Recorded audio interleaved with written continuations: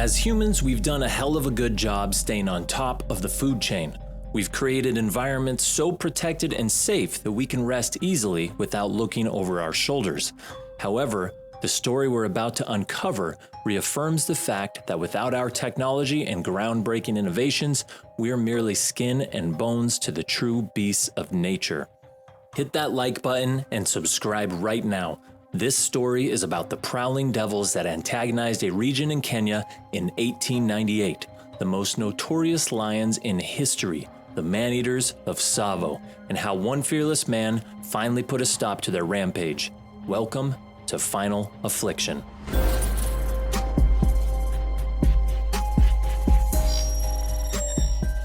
John Henry Patterson arrived in Mombasa, British East Africa on March 1, 1898. He was greeted by the magnificent fortress Fort Jesus, built to protect the city's residents. After all, Mombasa connected the rivers to the Indian Ocean, allowing anyone controlling the vital port to have influence and power over maritime trade. Unsurprisingly, the beautiful port had a bloody history. It was captured and recaptured by the Portuguese and the sultans throughout the 1600s, changing hands at least 9 times. In 1895, the British finally bought Fort Jesus and were keen on keeping it that way. They decided to build a 1,000-kilometer railway across the land, starting at Mombasa all the way to Busha in 1896. This was the reason Patterson, a lieutenant colonel in the British Army known for his fearlessness and competence, was sent there. He was commissioned by the London-based Uganda Railway Committee to ensure the British investment was going as planned. After spending nearly a week in Mombasa, the anxious Patterson finally received marching orders in the form of a letter instructing him to oversee the construction of a bridge over the Tsavo River. Ideally, he would see its completion before the railway was completed from the opposite end. Patterson rode the train out of Mombasa and was immediately love-struck by the lush vegetation surrounding the area. However, upon entering the Taru Desert, the environment drastically shifted into something desolate, dead even. Perhaps it was a foreshadowing of the darkness to come. Patterson arrived at Tsavo by sunset the following day. From a distance, he could see the 8,000 Indian laborers encamped 7 miles out from the unfinished railway's end. Within the same evening, the first attacks happened. When Patterson first heard about the reports of a lion attack, he completely dismissed it. After all, the railroad workers were paid handsomely, and many had years' worth of Indian rupees in their possession. Consequently, Patterson suspected the missing worker was murdered by his fellows and subsequently thrown into the wilderness since there was no corpse. However, this all changed after a terrifying incident. One of the first few people Patterson met in Tsavo was an officer named Singh, an Indian warrior contracted to protect the railroad workers from various threats. One morning, a frantic man woke Patterson up from his tent, telling him that an enormous lion had mauled and seized Singh. Immediately, Patterson grabbed his rifle and ran to where this supposedly happened. Although the lion was not there any longer, all of Patterson's suspicions were instantly dispelled. The lion's paw prints lay visible in the sand, and Patterson noted that they were still fresh. Meanwhile, Singh's heels painted desperate furrows into the sand, mapping the direction towards absolute darkness where he was taken. Patterson asked one of the workmen who witnessed everything. According to the man, as he slept beside Singh inside the tent, the beast reared its devilish head into the door. The lion looked at the man, paralyzing him with fear, and then decided to maul the unfortunate warrior by the throat. Though Singh desperately cried out, he was no match for the powerful jaws of the frenzied creature. The man inside the tent could do nothing else but listen to Singh's whimpers from outside. Patterson decided to track the creature, and he was met with a gruesome spectacle not long after. The blood-soaked ground revealed Singh's body, or more precisely, what was left of it. Pieces of flesh lay on the ground along with the larger bones the lion couldn't have eaten. Singh's head had holes punctured by the lion's vicious teeth. His eyes were wide open the entire time. Upon closer inspection, Patterson realized there must have been 2 lions, since the tear marks on the body indicated a tug-of-war. Patterson collected the remains and buried them underneath some stones. However, he took the head back to camp for identification for the medical officer. Afterward, Patterson traced the lions further along the river. However, the tracks eventually disappeared when the soft sand met hard, rocky ground. Gazing in the distance, Patterson vowed to eliminate the beasts. Patterson's first attempt at hunting the lions happened that same evening. He sat in a tree close to Singh's tent, hoping the lions somehow acquired a taste for humans and decided to return for more victims. Some terrified workers followed and pleaded to sit with him. However, the rest remained in their closed tents. Shortly after, a series of sinister roars alarmed Patterson. The lions were back on the hunt. Being an experienced tiger hunter, Patterson knew it was a waiting game.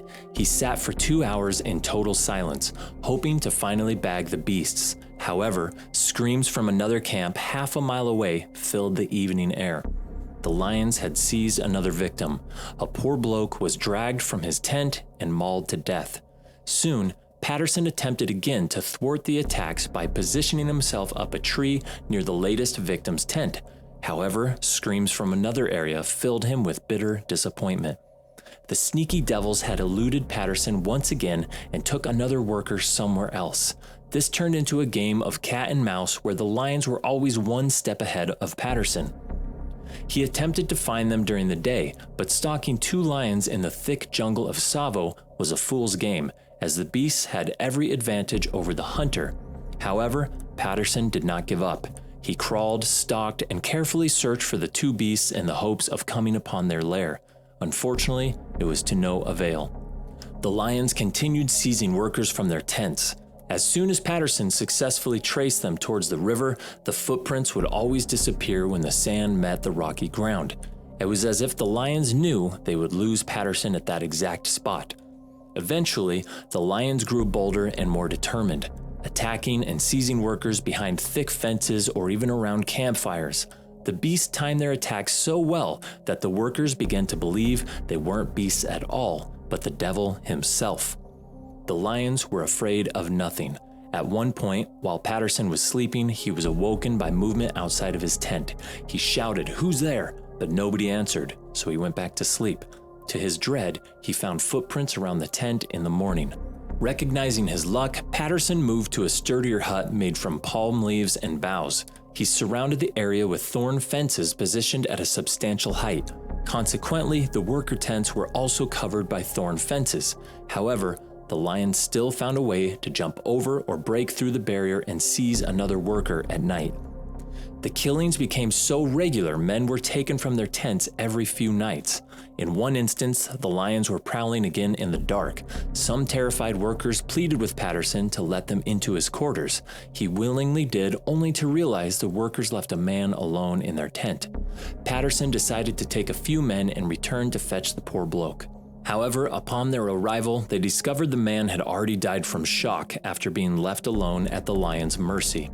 Eventually, as the attacks mounted, the workers began fleeing from Tsavo, and the construction of the bridge was halted entirely.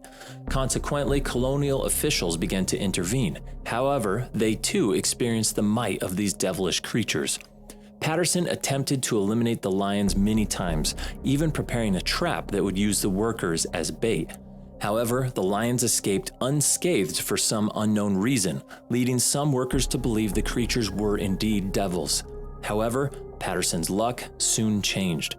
Following a botched attempt when his gun misfired, Patterson propped a wooden stage some 10 feet away from a donkey's carcass previously killed by one of the lions.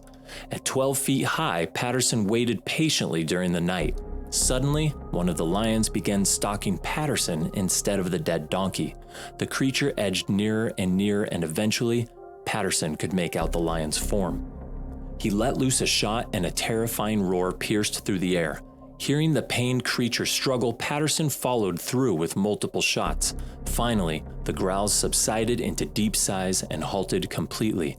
Patterson had exorcised the devil. A few weeks later, he used the same method, and although the second lion was harder to kill, Patterson managed to bring the beast down. It took him 6 shots to finish the job. The Tsavo man-eaters were no more. The construction crew returned to the site and finished the bridge on February 1899. Although the exact number of people eaten by the lions remains unknown, Patterson recounts the figure to be around 135.